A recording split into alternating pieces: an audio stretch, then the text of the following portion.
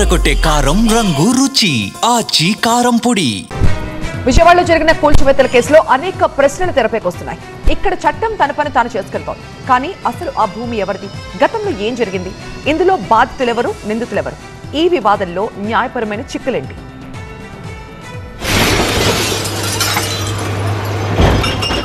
విజయవాడ భవానీపురంలోని జోజినగర్లో ఇళ్ల కూల్చివేతల దుమారం రేపుతోంది. జోజినగర్లోని ఈ భూ వివాదం 1981లో మొదలైంది.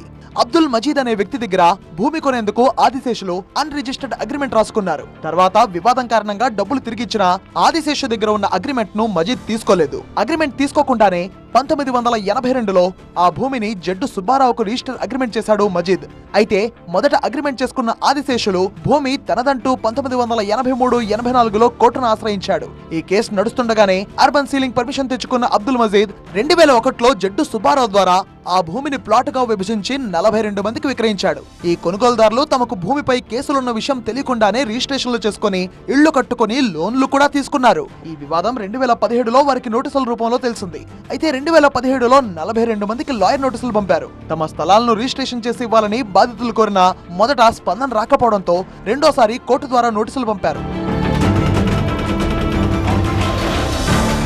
కోర్టు ద్వారా నోటీసులు అందిన తర్వాత బాధితులందరూ కలిసి లాయర్ల ద్వారా రిప్లై ఇచ్చారు. ఆ తర్వాత ఈ వివాదంలో లక్ష్మీ రామ్ కోఆపరేటివ్ సొసైటీ పేరు తెరపైకి వచ్చింది. 2023లో లోయర్ కోర్ట్ లక్ష్మీరామ్ కోఆపరేటివ్ సొసైటీకి అనుకూలంగా తీర్పునిచ్చింది. ఈ తీర్పును సవాలు చేస్తూ బాధితులు హైకోర్టుకు వెళ్లగా ఈ లోపు కోర్టు ద్వారా సొసైటీ పేరుపై భూమి రిజిస్ట్రేషన్ అయ్యాయి. ఆ తర్వాత కేసు 2 ఏళ్లు పెండింగ్ లో పడింది. ఇటీవలే జస్టిస్ భానుమతి ధర్మాసనం లోయర్ కోర్టు ఆర్డర్లను కొనసాగిస్తూ నిర్మాణాలను తొలగించి ల్యాండ్ ను సొసైటీకి అప్పగించాలని ఆదేశించింది. దీంతో బాధితులు సుప్రీంకోర్టులో పిటిషన్ వేశారు. సుప్రీంకోర్టు ఇళ్లు ఖాళీ చేయడానికి మొదట 2 నెలలు గడువు ఇచ్చినా బాధితులు రివ్యూ పిటిషన్ ఫైల్ చేయడంతో కోర్టు కూల్చివేతలు నిలిపివేయాలని ఆదేశాలిచ్చింది. కానీ ఆ ఆదేశాలు చేతికి అందకముందే కూల్చివేతలు చేపట్టారని బాధితులు ఆవేదన వ్యక్తం చేశారు. కోర్టులో కేసు నడుస్తూ ఉంది. హీరింగ్ వచ్చినప్పుడు వాళ్ళ ఆర్డర్ పాస్ చేసినప్పుడు మాకు కాపీ రావడానికి టైం పడుతుంది, 2 hours టైం పడుతుంది.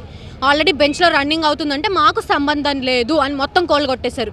ఇప్పుడు ఆర్డర్ వచ్చింది, స్టే ఆర్డర్. మాకు కట్టించిస్తారా మా బిల్డింగ్లు? ఎవరు మాట్లాడుతున్నారు? ఎవరు మాట్లాడట్లేదు. ఇక్కడ మరో ట్విస్ట్ ఏంటంటే లక్ష్మీరామ్ కోఆపరేటివ్ సొసైటీ ఒక ఫేక్ సొసైటీ అని బాధితులు ఆరోపిస్తున్నారు.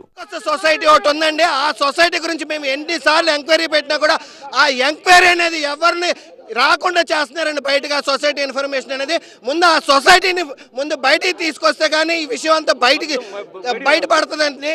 తేట తెలుగు అవుతుంది. కనీసం దయచేసి ఆ సొసైటీ ఇన్ఫర్మేషన్ అనేది బయటికి తీసి మా పేద ప్రజలందరికీ న్యాయం చేయాలని గవర్నమెంట్ మా మనస్ఫూర్తి కోరుకుంటున్నాం. తాము కొనుగోలు చేసిన భూమిని మోసపూరితంగా లాక్కోవడానికే ఈ సొసైటీ తెరపైకి వచ్చిందని ఇళ్లు నిర్మించుకున్న వారు చెప్తున్నారు. మేము కొనుక్కున్నప్పుడు కూడా రిజిస్ట్రేషన్లు ఆపలేదండి, జరుగుతూనే ఉన్నాయి. 2020 వరకు కూడా రిజిస్ట్రేషన్లు జరుగుతూనే ఉన్నాయి. 2022లో వాళ్ళ పేరు మీద మార్చుకున్నారండి. ఇక్కడ కాదండి, మందడం అనే ఊర్లో. మరి అలా ఎలా జరుగుతుందండి? వ్యక్తులు లేకుండా, పర్సన్స్ లేకుండా అసలు రిజిస్ట్రేషన్ పేరు తారుమారు ఎలా అవుతుంది చెప్పండి? ఒక ఫేక్ సొసైటీని క్రియేట్ చేశారు. లక్ష్మీ రామ కోఆపరేటివ్ సొసైటీ అనే దాన్ని క్రియేట్ చేశారు. అలా క్రియేట్ చేసి అసలు ఏమీ లేని డాక్యుమెంట్లని మా డాక్యుమెంట్లను మాఫీ చేసి వాళ్ళు కొత్తగా దొంగ డాక్యుమెంట్లను క్రియేట్ చేశారండి. మొత్తంగా ఇళ్లు కూల్చివేత పెద్ద దుమారం రేపుతోంది. మరి ఈ వివాదంలో సొసైటీ ఎలా స్పందిస్తుందో చూడాలి.